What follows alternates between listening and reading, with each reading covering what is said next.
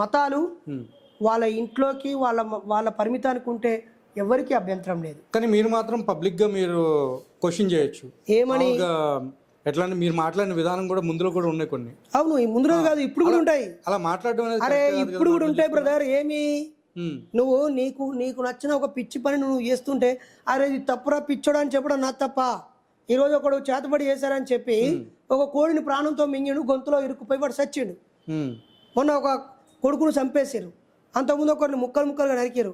దానికంటే ముందు ప్రార్థన చేసి 40 రోజులు ఒక దగ్గర పెడితే ప్రార్థన చేసి అమ్మాయి చచ్చిపోయిందా? మీరు కూడా అందరూ బాధపడారా? ప్రార్థన చేస్తే బతకర్రా అని చెప్పడం తప్ప. మీ దేవుడు ఎక్కడ పనుకున్నాడు, మీ యేసయ్య ఏం తప్పు కాదు. కానీ నేననేది ఏంటంటే మీరు చెప్పిన విధానం మామూలుగా ఒక విధమైనటువంటి చులకన భావంతో చెప్పే విధానం. అరే బ్రదర్, నీకు చెత్తను చూస్తే అది చెత్తండి అనొచ్చు, చెత్త అని ఒకడు అంటాడు. భావ వ్యక్తీకరణలో తేడా ఉండొచ్చేమో, భావం కరెక్టా కాదా అనుకోవాలా.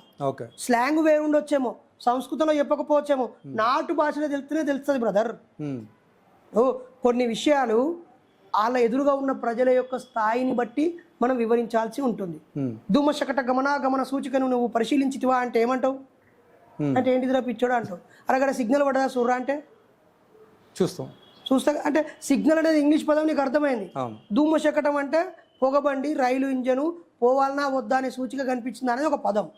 అటజని కాంచ భూమి సురుడంబర చుంబి శిరస్పర జదలు ఋతభంగ తరంగ మృదంగ నిస్వన స్ఫుట నటనానుకూల పరిపుల్ల కలాపి కలాపజాలము శీతశలము అని ఓ పెద్ద వాక్యం చెప్పి అందులో మధ్యలో లైన్ ఇచ్చి పెడితే నీకు ఈ పదం అర్థమైందో నీకు తెలుసా? ఇది చాలా గొప్పది అంటే వింటవా? ప్రవరుడు అలా వెళ్ళాడు, కాళ్ళకి ఇట్లా లేహం రాసుకోగానే ఆయన హాయిగా హిమాలయాల్లో ప్రవచించాడు. ఆయన మర్చిపోయింది, ఈ లోపు ఆ మంచుకు కింది లేహం కరిగిపోయింది, ఆయన ఆడే బాధపడ్డాడు అని చెప్పింది.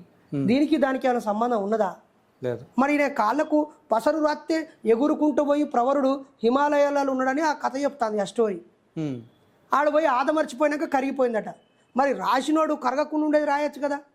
పోనీ ఆయనకే కాళ్ళకు రాస్తే వాడు ఆకాశంలో ఎగిరి అక్కడికి పోతే మరి మిగతా ప్రజలందరూ మొన్న కరోనా వచ్చినప్పుడు కాళ్ళకు రక్తాలు కారుతూ ఉంటే వలస జీవులు ట్రైన్లు బస్సులు నడుచుకుంటూ పోయిన సందర్భాలు ఉన్నాయి కదా. మేము కూడా ఓ స్వచ్ఛంద సంస్థ ద్వారా కొన్ని చెప్పులు కొని 10 మందికి పంచినాం. అంటే ఇప్పుడు కరోనా వచ్చింది కాబట్టి దేవుడు లేరు అని. కరోనానే కాదు, ఎన్నో ఉన్నాయి బ్రదర్. కానీ కరోనా చేత పట్టుకొని కూడా ఫస్ట్ గుర్తుకొచ్చే కరోనానే కదా.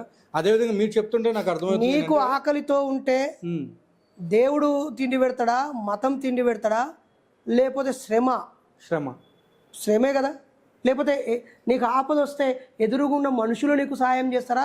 దేవుడా అంటే దేవుడా ఆదుకుంటాడా? మనుషులే. ఫస్ట్ అమ్మాయి అత్యాచారం జరుగుతూ ఉంటే ఆమె పోలీస్